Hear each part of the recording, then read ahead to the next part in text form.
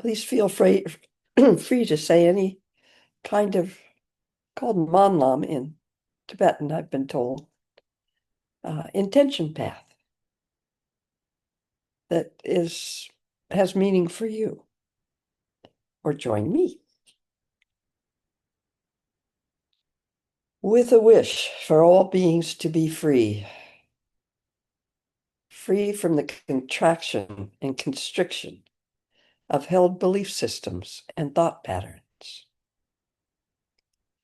free from the automatic reactions caused by learned and held emotional patterns, and free from the isolation and suffering caused by distorted perception. I will always go for refuge, as refuge, to a live, vibrant, radiant, spacious awareness, until awareness is ongoing, like the flow of a river. Enthused by wisdom and compassion, today in the presence of all Buddhas and Bodhisattvas, all awakened ones of any lineage or none, and or any time or beyond time, I generate the mind of full awakening for the benefit of all beings. As long as space remains, as long as beings remain, may I manifest in such a way to ease and dispel the miseries in the universe.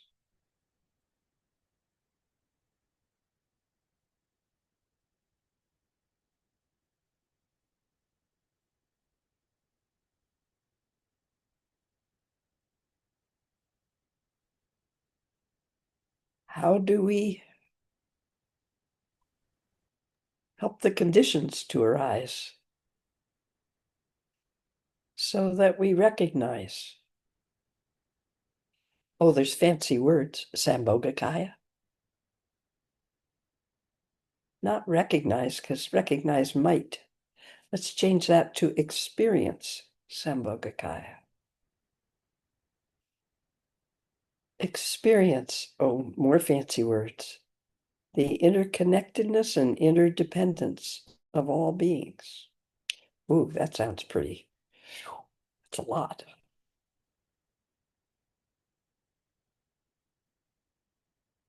You've all had the experience. But there's nobody looking when you have it. The describer is not there, at least for a second. Just that warm wave of that can't really be explained. We try. Or done on purpose. We try. And we attach the stimulus of that, which is different for all of us. What might cause that to arise in you might be completely different than what might cause that to arise for me or for anyone else. It may be a moment of playing with your cat, and everything drops away and everything's just okay. Full of, I don't know, no good words to describe this. Many of us have counted on our intellect to figure out stuff. Nothing wrong with the intellect. It's a lot of fun lots of the time when it's not driving us crazy. However, for this wonderful happy accident, as Lama Lena calls it, to occur, that we are bodhisattva. Bodhisattva is not I feel this for you and I will help you. Not how it works. That's the Western paradigm of a hero. But the hero wanders off, sometimes very reluctantly, on their own quest. And many things occur. In most of those stories, many rather magical and mysterious things occur that help the hero along their way. And once the hero has completed his quest, the hero comes back. Why? Because something shifted, and there is a wish to share it. Don't forget the story of Chenrezig, which has such meaning for me. This very kind-hearted, most open-hearted of all Yidams.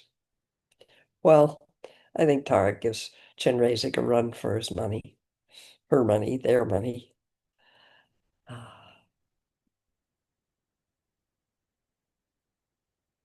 Tara doesn't seem to have to talk a lot about things, in my experience. But Chenrezig, with that wonderful intention to save all beings in the hell realms and lift them out of the hell realms. Ah, what a great wish. And so he worked, and I'm not going to call him a he. We do it all the time. He's not a he. The symbol is a feminine in some cultures, masculine in some cultures.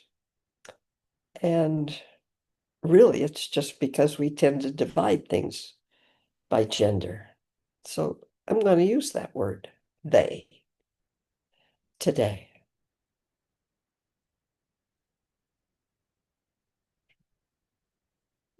Even though as a daughter of an English professor, it's a little hard. They, I'm just going to say Chenrezig, worked and worked and worked and worked and worked and lifted countless hell realms, beings out of the hell realms. And finally, he had cleared the hell realms. There were no beings there. And he was so relieved and happy and, my work is finally done, that he leaned back, wiped his brow, looked up, and like a blizzard, beings were falling back into the hell realms. And it destroyed him. And he dashed himself on the rocks and broke into 1,000 pieces. Luckily, as the story goes, Amitabha was walking along, the Buddha of the Western direction, I believe. Don't hold me to any of that kind of stuff. And he looked at him and he probably just shook his head and went, "Oh, now what have you done? You big-hearted silly boy, gal." They, Chenrezig. And Amitabha lifted Chenrezig, all those 1,000 pieces, put Chenrezig back together again. At this time, with 1,000 arms, so that Chenrezig could reach to offer whatever help was needed. And this time, there was an eye of wisdom on the palm of each of those arms, on the palm of the hands on each of those arms. And the eye of wisdom was the innate wisdom of compassion, knowing what needed to be offered, and maybe more importantly, what didn't need to be offered. And I've always heard that story much like what I was saying before. It wasn't that Chenrezig was so busy wanting to be a hero. I don't think that was it. He just, sorry, this is important to me today, and I seem to be able to remember. So Chenrezig just wanted to stop the suffering of beings.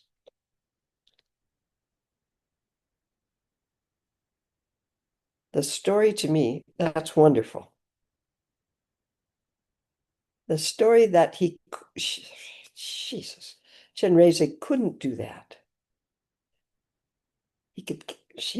Chenrezig could get everyone out of the hell realms, but Chenrezig could not keep them from falling back in.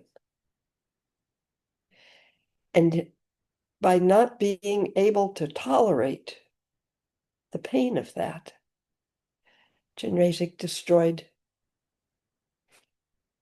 Chenrezig's being, his body. When Chenrezig was reformed, for me, it wasn't about Chenrezig's suffering, because Chenrezig couldn't stand other beings' suffering. It was about being present to spontaneously and wisely respond to what might be of help to anyone. So in the Tibetan tradition,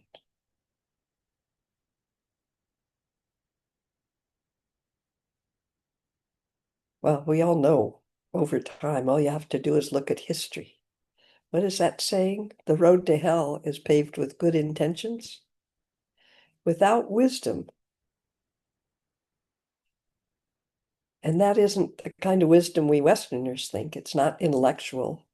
You don't need to get smarter. That's not the kind of wisdom that's pointed at.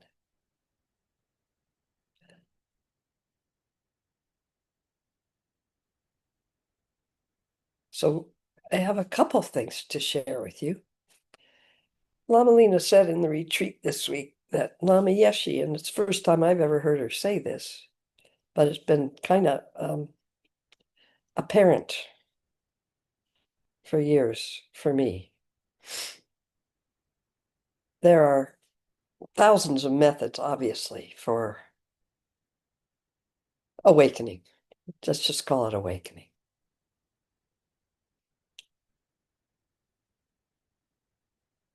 As she said this weekend, Dzogchen is certainly a method for awakening, certainly a path of awakening. But if it doesn't recognize that path, the absolute connectedness of bodhichitta, it becomes simply wisdom in spaciousness. Nice place to hang out if it doesn't scare you. It may scare you. Some people it scares. Some people are like, oh, where has this been all my life? I'm going to hide in here. Well, that isn't how we say it. You don't say I'm going to hide here, but there's quite a lot of hiding that can go on there. Life is messy. Have you noticed? Interactions with beings is messy. Have you noticed? Sometimes it's fantastic. Sometimes it's painful. So what do we do? Well, I have three things to share. They're things you can try.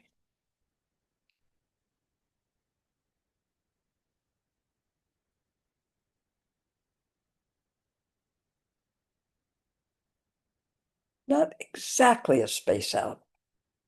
I'll just touch that comment. Not exactly.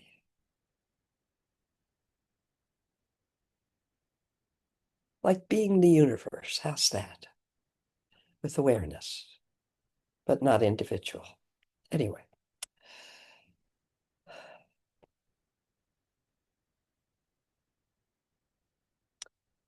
Lama Lena also mentioned the practice of rejoicing yesterday.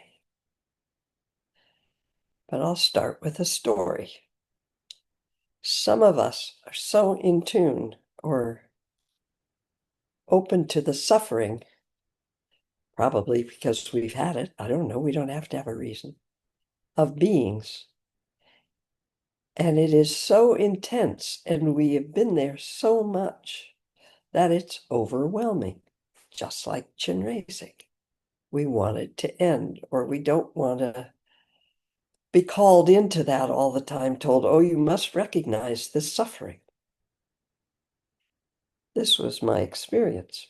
And then we did my traveling with Lama Lena, a retreat at this beautiful place in Devon, England. And as I was practicing breathing in suffering, I could find no suffering.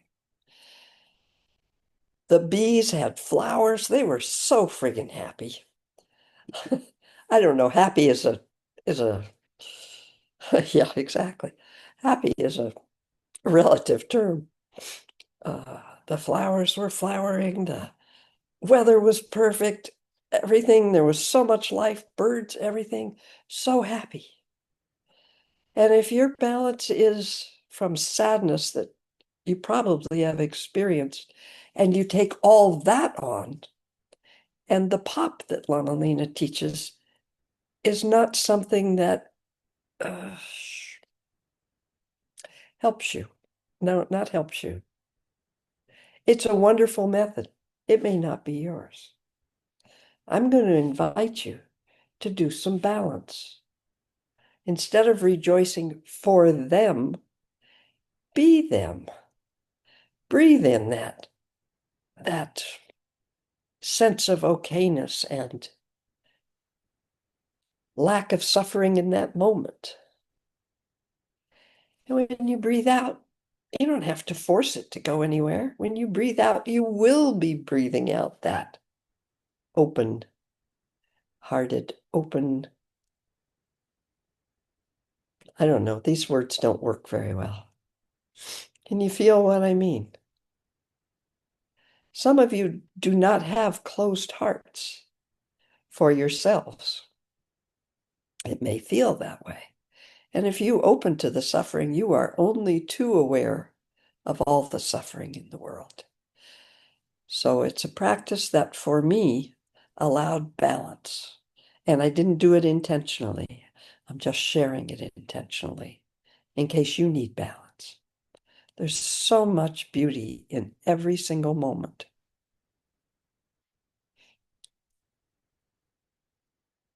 Some of you, in breathing in suffering, find your own experience. If you want to work with animals, we can project how we would feel if we were that animal, but we're not. I noticed a squirrel when it was really cold and rainy outside, and the squirrel is just bebopping along outside from rock to rock. And my experience was the squirrel was not miserable going, oh, it's so cold out here. It's awful. I wish I had some shelter. That's our describer, isn't it? The squirrel just was in the experience of that moment without a describer. Didn't expect that it would change. That was my projection, probably, but it may be as accurate as many of our projections.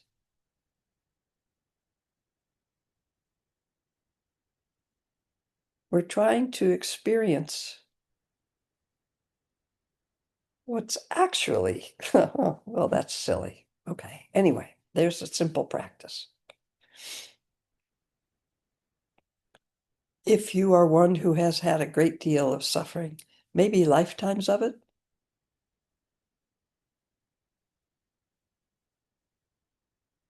it may have become a collapse go-to.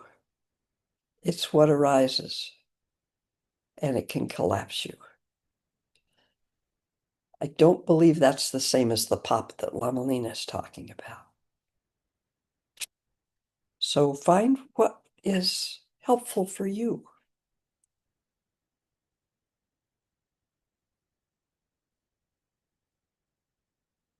If you've had a lot of suffering in your life, it may be more difficult for you to recognize what is joyous and beautiful in the world.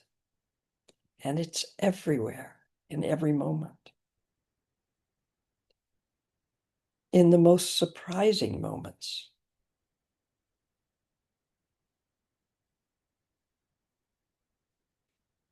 Ones where if we project only suffering, and recognize only suffering, we won't see those moments. They happen all the time. They are present all the time. Okay.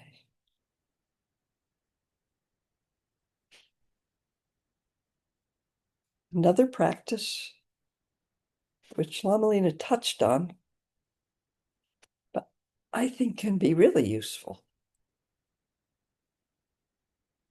Not with the solidity that perhaps a Tibetan holds the 6 realms, because in our experience, you've probably felt a sense of the hell realms, where you're just friggin' angry at everything and everybody. Or maybe there's a stimulus that you're mad at. Your partner hasn't behaved well. You're not getting what you need. You're just angry. We have examples all around us right now in our world.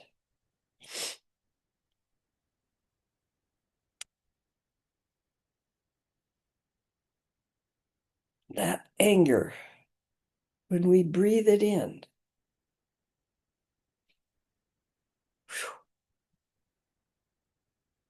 it's the other practice Lama Lena mentioned. When we breathe in, especially when we're there, we're experiencing it. We bring our heart presence in. Whoa, am I angry? Holy Christmas. I just got aware that I hate everybody. I don't think anybody's doing anything well. Whatever it is that triggers your anger.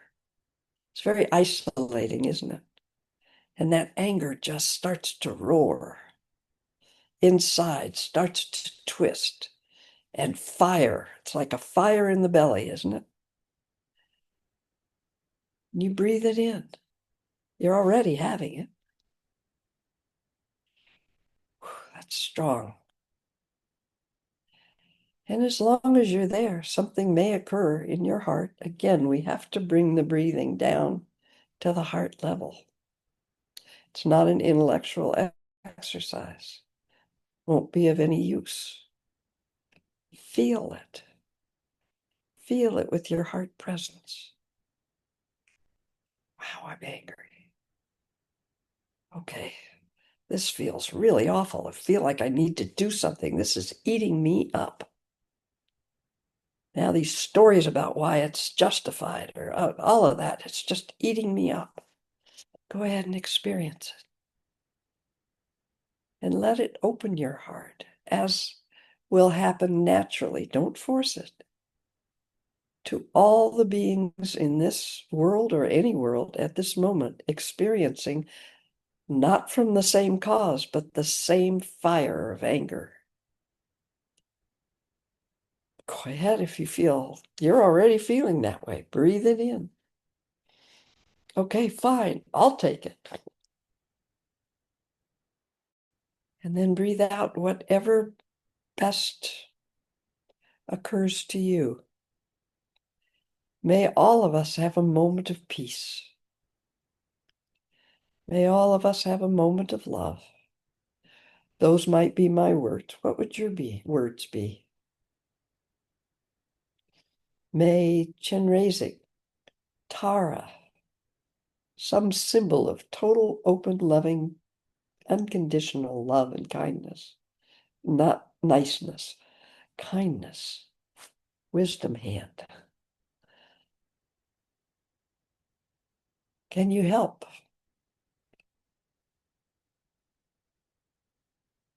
Can a moment of that loving presence touch all beings suffering that anger in this moment? And you can work your way up through the realms. About Hungry Ghost. The best description I ever heard that touched me of Hungry Ghost is a bunch of beings sitting around a huge table that is absolutely loaded with the most delicious food, and they're all starving. They're all hungry. And all they have, evidently they're not in a form that has hands, is a very long spoon. But the trouble is when they spoon something up, the spoon is too long and they can't feed themselves. The obvious solution is everybody could feed each other. But when their need and their hunger is so great, it doesn't matter if what is available. It matters their experience says, I can't have it. I can't get what I need. I'm hungry for love. I'm hungry for sex. I'm hungry for money. I'm hungry for power. I'm hungry for, think of all the things that we in the human realm particularly get hungry for. And it may be all around us, but we can't experience it. Miserable. And there's never enough. Maybe for a second, that need feels okay. Ooh, I'm satisfied. Doesn't last. There's never enough power, recognition, love, money, whatever it is, respect. Hungry ghost. We've all had moments of feeling that in some way. It just creates a sort of desperate need to fill it. I have to find it. And we won't look inside because we don't feel like we have it. We look outside. We chase a lover. We chase an important job. We try to be president. Oh, Lord, help us all. And it's never satisfied. When we're experiencing that, or even if we call it up in our open-hearted awareness of others, we breathe that in. Whoa, that is a horrible feeling. Like a hunger that's never satisfied, except maybe for a moment. Breathe it in and breathe out what feels natural to you. May all beings find the refuge within them, not in or out, that will ease that hunger. Not by trying to chase what we perceive as outside of us, but by the very essence of what feeds everything is refuge. And again, we work our way up. Many animals, if you watch them, have you ever watched a squirrel? I'm into squirrels today for some reason. And your dog or your cat goes outside and the squirrel is just blah, blah, blah, blah, blah, blah, blah, just talking to them. Have you heard them chattering? I swear, if we're not into, oh, the squirrel's so scared and oh, I hope all of the stories we put on it, I swear that squirrel is enjoying the heck out of it. The squirrel's up in the tree, doesn't feel like it has much fear. It's just given that animal just what for. That's how I experience a squirrel. How do you experience a squirrel when they're chattering? If you're full of fear, you may think, oh, that squirrel is so afraid and it's trying to, oh, be tough. So I don't know what the squirrel is experiencing, but it seems like it's having a pretty good time. Whales breach. Nobody knows why they breach. They just leap out of the water, come splashing down. Are they having fun in their own way? I don't know what it's like to exactly be a whale, but it seems like an expression of something. I don't want to say joy. It's fun. Maybe it's just fun. So all animals are not always suffering.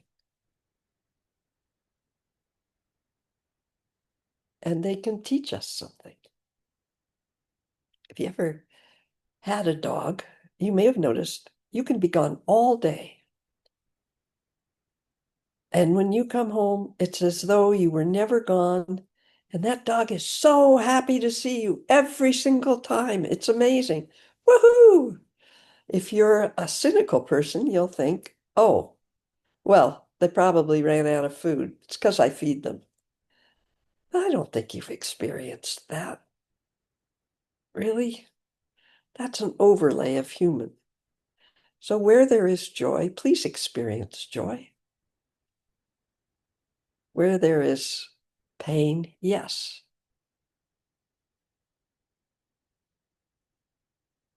On the Serengeti, which I was so lucky to be able to go to, you've all seen probably videos of the Serengeti. There are massive, massive herds of zebra and just so many, many animals in herds. Do they get hungry? Well, they're pretty big fields, so I suppose sometimes they have a sensation of some sort. I'm going to use zebras. They have a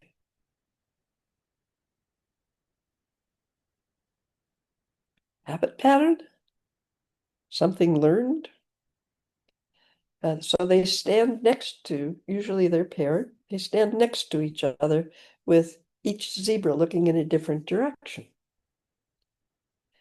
If you see them, you might think, oh, they're scared. They're watching all the time. They're always on alert. It's awful. These massive herds. If that is your perception, it may not be real. One thing animals can teach us, different realms teach us different things, is that there isn't that, and I've watched this, watched a leopard chase a monkey. Amazing experience. Just huge, great leaps. And the monkey ran up the tree, and then the monkey turned around to see where the leopard was. And that was the end of the monkey. If he'd kept going, he probably would have been all right. And yes, did that monkey experience something in that moment? Pain, perhaps? Fear? Reaction? But like little kids, before they're programmed into patterns, my experience is that animals don't carry so much fear of the future as we do. In the moment of death, yes, they maybe have pain, of course. Experience life around you without whatever, to the best of my ability, because I carried that sadness. Oh, that poor animal. They're just always waiting for something to attack them. Actually, is that their experience? Check it out. The definition of suffering is we're not going to get rid of pain. Every one of us is going to feel pain. Physical pain, emotional pain, intellectual pain, heart pain. But it's all the things we do to try to prevent that cause our suffering. Can you feel that? Okay, I'm going to get enlightened. Maybe then I won't suffer. I used to hate that saying. Pain is inevitable. Suffering is, oh shoot, I forgot. So I told you I used to hate it. Optional. Thank you. Suffering is an option. What? What? So please don't miss the joy.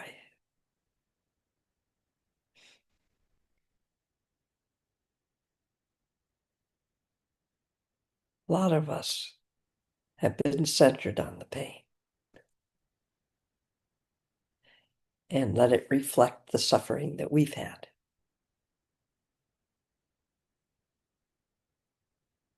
So realms,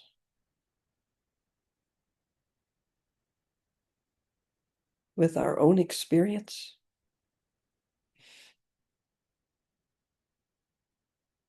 We notice that when we feel intense anger, a hungry ghost, animal need to, I can't really say, well, let's call animal need to mate, whether it's emotional or physical. Probably, I don't know, not an animal, if that's nature.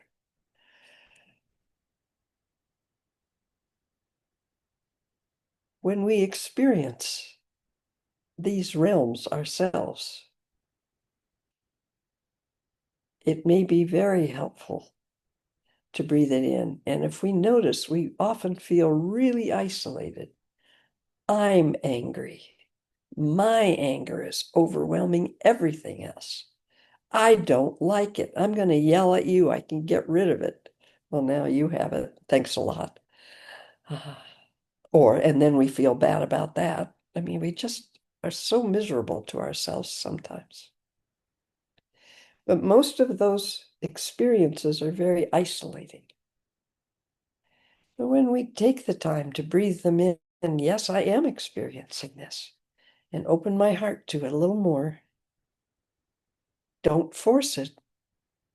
But it may, as I said earlier, naturally arise to recognize you're not alone. There are so many beings feeling exactly that. Different cause, same experience, massive anger. You're not alone. Not in the least. Some of that feeling of isolation and suffering that I talk about in wanting to be free. May all beings be free of that isolation and suffering caused by distorted perception. We're closed in our own little experience, in our own little world. And it doesn't feel very good, does it?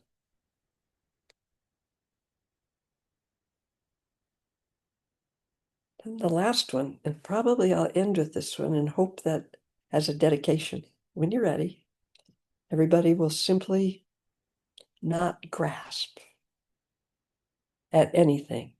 I feel that so much now in how much we're trying to grasp something, get something.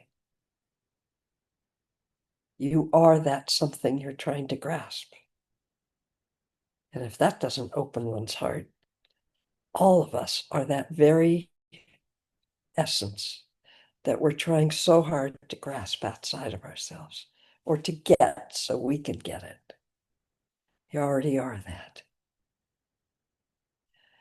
So this is maybe a better practice for, or not practice, just may arise.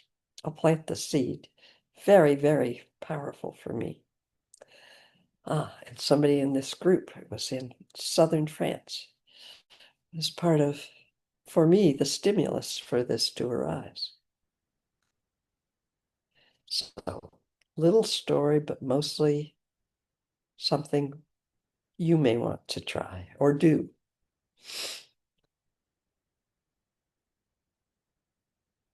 In this place in southern France, beautiful place, there were some people really going through some stuff.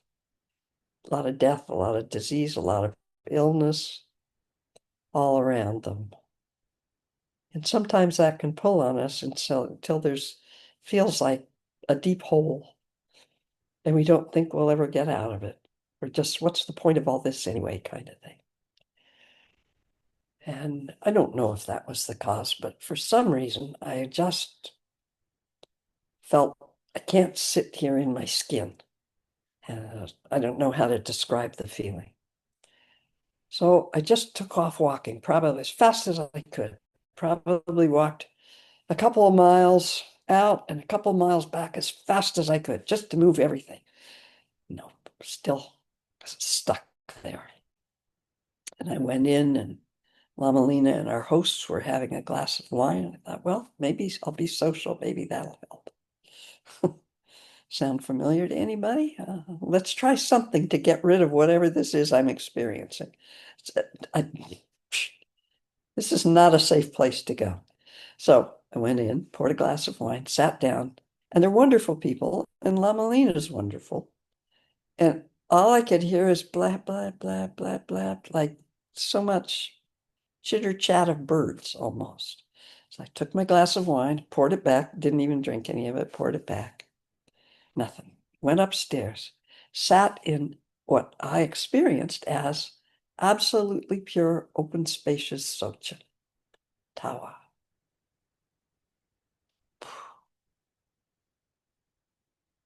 Right there. And the experiential feeling was, who gives a shit? So what? Well, that was surprising. So here's what happened. I asked my body, my whole being. I just said, okay, what do you want? My experience, I hesitate to share it. Just take the steps if this occurs to you, if you want to. What does this form actually want right now? And the answer was very clear. I want to lie down. Okay. So as we're doing this, whatever occurs to you in this moment, feel most free to go do it. If it's lying down, lie down. You don't have to sit up to be respectful. You don't have to be anything to be respectful or for any other reason. Utterly free here. In this case, I just wanted to lie down, so I did. That sort of calmed everything. I asked again, now what? I want to feel safe. I want to feel held. It's the answer. Okay. These to me are moments of grace where it's not an intellectual thing at all. It's simply, I don't know what it is. And a symbol came to me, my symbol, not yours. Could be. Some of you know about it. I just want to feel safe. I just want to feel held. And the symbol had come up a few other times in my lifetime. For me, it was a mama bear. It was a mama bear. Was not Chenrezig, was not the Dalai Lama, was not my teacher. For me, that symbol represents safety, being held. Nothing's coming near to a mama bear holding her cub, her child. These great massive claws, they just whap anything away. So allowing the symbol to arise for you, not somebody else's. What might arise for you? And I rested there. I don't consider myself a very tense person. I had never experienced such a deep sense of rest and relaxation. And in ordinary times, I probably just would have fallen asleep. But Lama Lena came in at that point, I think, and said, oh, you have to do this as Chenrezig tomorrow. And I said, I don't know what's going to happen, and I'm not going to do anything, but if you want me to share with people in the morning, I will. I don't know what I'll share, though. And that kind of, from that place of I can only call refuge, safety, love. So, okay. I'll just rest here and see what happens, but I won't fall asleep. I didn't have to fight to stay awake. So maybe something will arise that might be beneficial to somebody tomorrow. Who knows? Who knows? But And then I'm not going to tell you exactly what arose. But if you ask me now, and there were images, not Tibetan deities. I didn't grow up with Tibetan deities. For me, image of water without any boundaries, massive flow of water with like these rectangular mats of like woven grass. I don't know. All of them floating in this water, not floating, within this water. That isn't a symbol or a vision that's helpful to you, probably. That's what arose for me. And it was obvious, and it is obvious to this day, though I don't always live here, that no one was ever born. No one ever left home. I never, not that the I that thinks I'm an I, never left home. And no thing ever dies. I know that as deeply as anything I've ever known. I cannot explain it. That did not change. And I simply rested there. No story, no I, no separation, no describer, at least for a while. Oh, what a rest that is, if your describer has ever shut up for a moment. Yeah. So I offer that. I don't know why, because it came up this morning. When we're having an intense experience of some kind. How often do we ask ourselves, okay, body, being, what do you want?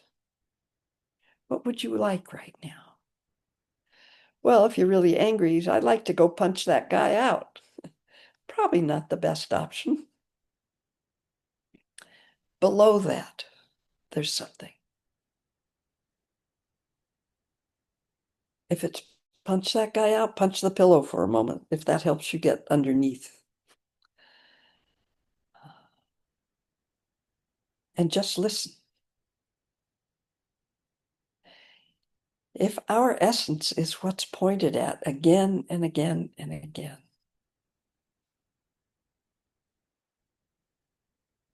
like this analogy, it's more from the Cherokee tradition.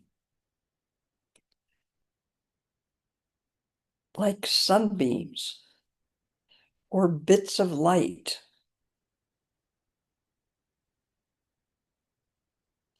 Bits of light contain light. It's not, you have a little bit and I have a lot. Light is light. If we are all bits of light, not bits, I don't like that word. Experience something else if you'd like. If you practice Chenrezig and it's not quite the taste you like, be the bit of light. It's not a bit. Be the radiance, the luminosity of light. Let that fill you. Those rays will naturally radiate out.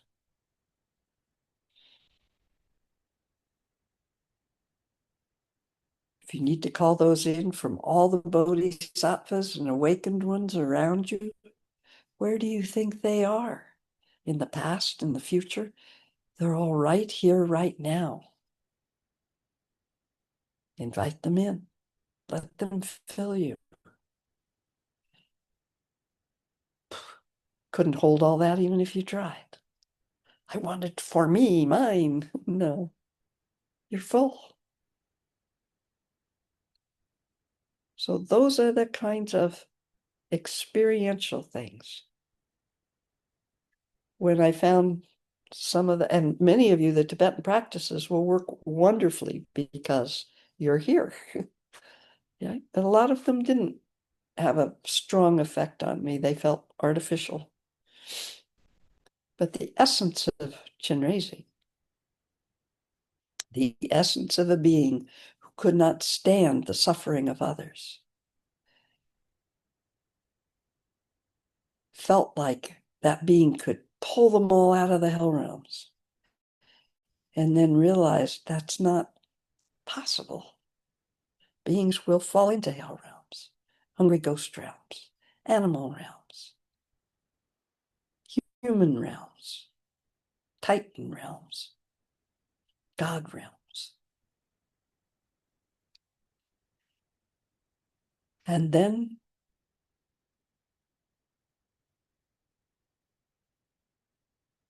instead of them being beings out there, it was all of us. And the wisdom. You know that serenity prayer we can put in Buddha or all Tara or any essence that you recognize that represents wisdom and compassion. Compassion is not an emotion, quote from a Dalai Lama, the Dalai Lama of current times. Compassion is not an emotion. Emotions come and go. The word that's translated as compassion simply is when you recognize we're created by our experiences and our stories about them, all involving other beings. If we're isolated at birth with no other beings, we die. There is no you without experiences with other beings. Even if you're fed through a tube, those awful, awful experiments, you die. We're made up of that. Every being, every form is made up of that. And yet the essence of the life in that form is light, radiance, luminosity. Whatever you want to label, it won't really help. How will you experience that? Can you ask yourself, without trying to get anything, what do you need? What do you want right now? If you find yourself saying, I want to get this so I can save everybody else, you can't save everybody else. There are no individual beings to save in the first place. But that's a whole nother thing. Don't worry about that right now. The greatest gift you can possibly give is to recognize your essence. If you recognize your essence, you recognize the essence of every being.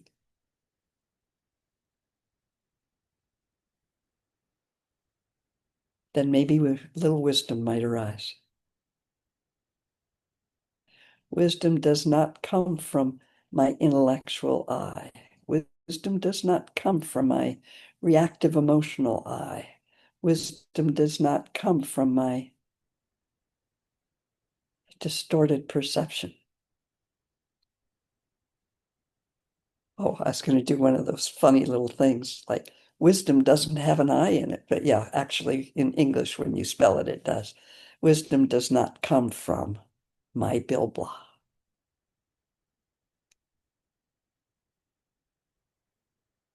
It does not come from the part of my heart that is skewed by its wish not to feel pain.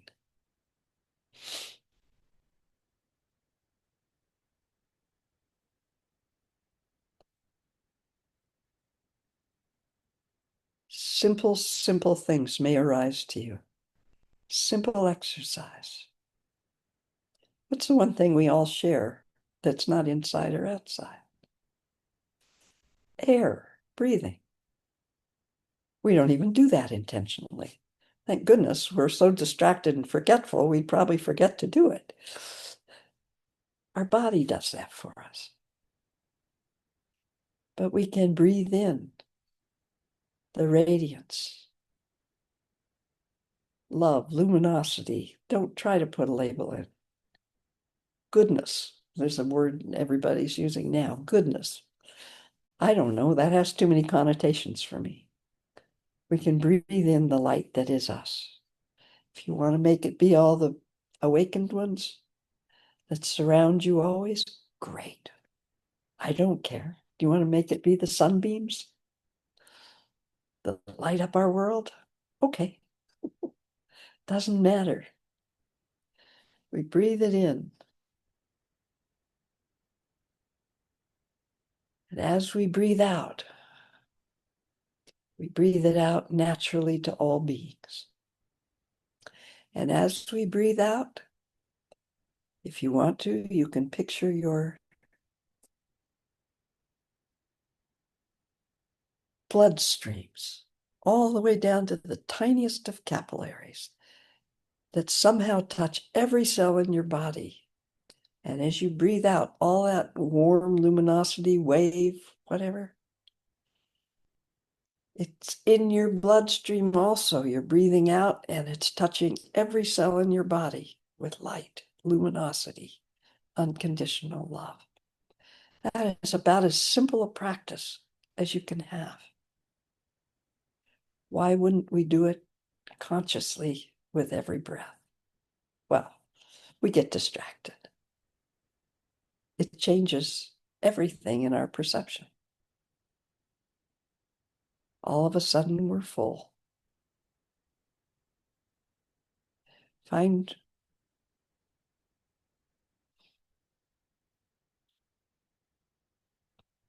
if you want to try any of this, I won't do the practice involved in it that arose or the experience. Imagine or do. Imagine yourself as a wave in the ocean. You have no control over anything. You're affected by the tides, the moon, the wind, everything. You have absolutely no control. Go ahead and feel it if you want to. And then remember Thich Nhat Hanh's quote, enlightenment for a wave is when it recognizes it's water. You're also the ocean.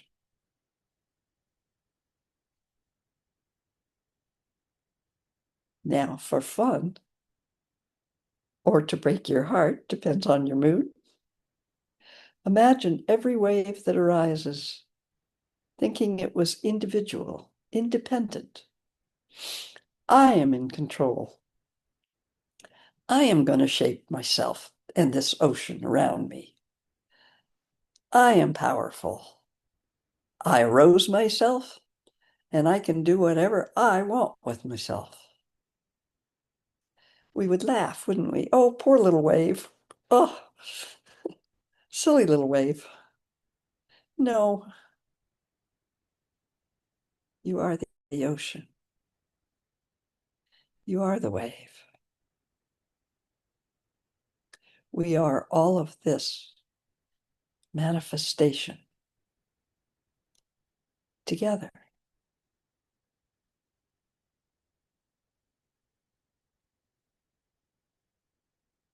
Your survival instinct will yell at you. It's okay. Tell it, thank you very much. I appreciate it, but we're going to be okay. You can call that ego, survival instinct. I don't care. Patterns, samsara, want a name.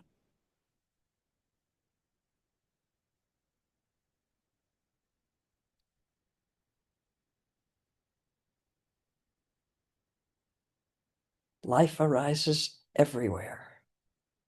Amazing.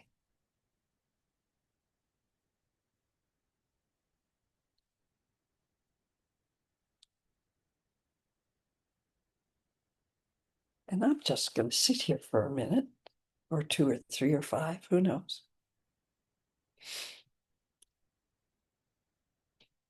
because that's what this form would like to do right now. Feel most free to wander off. The minute we grasp at that refuge, the minute we grasp, it's gone. So darn unfair, isn't it?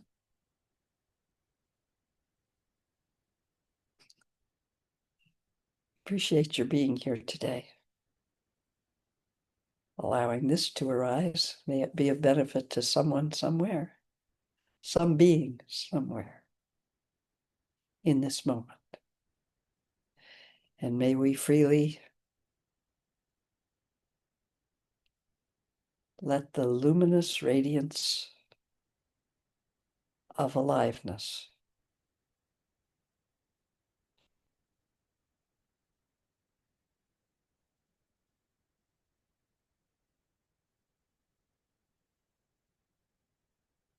shine forth as it naturally does, touching, embracing, and embracer of all beings.